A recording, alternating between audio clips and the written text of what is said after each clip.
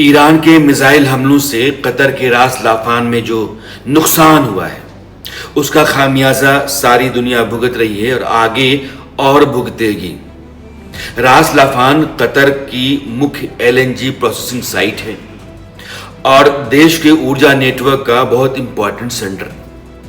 Qatar दुनिया के लगभग 5वें हिस्से की यानी कि 20% की एलएनजी का सप्लायर है, लेकिन हीलियम वो 1/3 सप्लाई करता है 33%, और इसमें रास लाफान गैस फील्ड का कंट्रीब्यूशन बहुत अधिक है।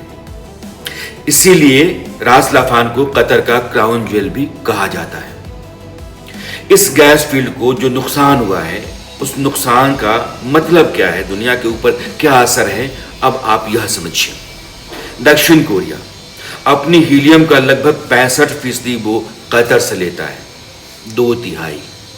इसका नतीजा यह है कि सैमसंग और एसके हाइनिक्स जैसे चिप बनाने वाले जो दिग्गज हैं अब वे मुश्किल में हैं। उनकी फैक्ट्रियों पर संकट बढ़ता जा रहा है, इस बात का एहसास उनको होने लगा है।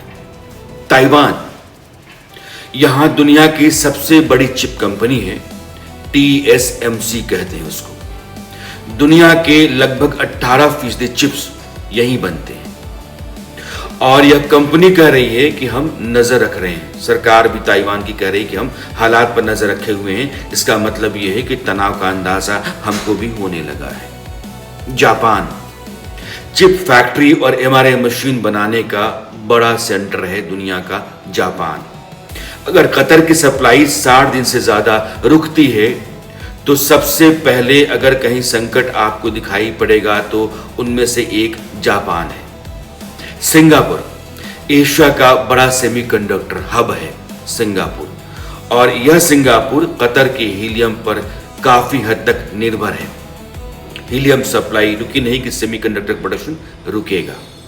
वैसे हिंदुस्तान अस्पतालों में हजारों MRI मशीनें कतर के हीलियम पर चलती हैं। जाहिर है कि उनके चलने पर अब धीरे धीरे असर हो रहा है और नतीजा ये है कि MRI टेस्ट महंगे हो रहे हैं और रिपोर्ट जो आ रही है वो देरी से आ रही है। जर्मनी यूरोपियन कंट्री है और यहाँ एक कंपनी है लिंडे प्लेक।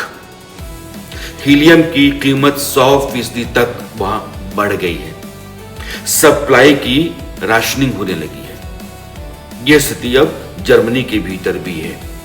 वैसे ही जो हमलावर देश है ईरान पर आक्रमण करने वाला यूनाइटेड स्टेट्स अमेरिका, सरकारी हीलियम भंडार पहले से उसका घटता चला जा रहा है और अब जो ही अमेरिका की टेक कंपनियां हैं मसलन HP, डेल, लेनोवो, वो 15 से 20% तक प्राइस बढ़ाने की चेतावनी दे रही है। यूनाइटेड किंगडम NHS जो हॉस्पिटल्स वहां हैं उनमें MRI मशीनों पर अब दबाव बढ़ रहा है।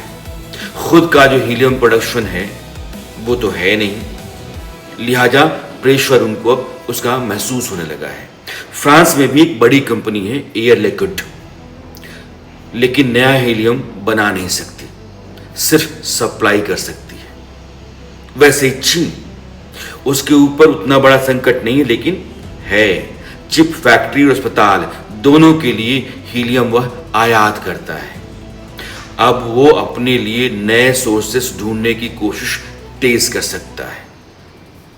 ऑस्ट्रेलिया कुछ हद तक अगर आप माने तो हीलियम का एक्सपोर्ट करने वाला देश है, लेकिन कतर की कमी पूरी करने के लिए पर्याप्त नहीं है।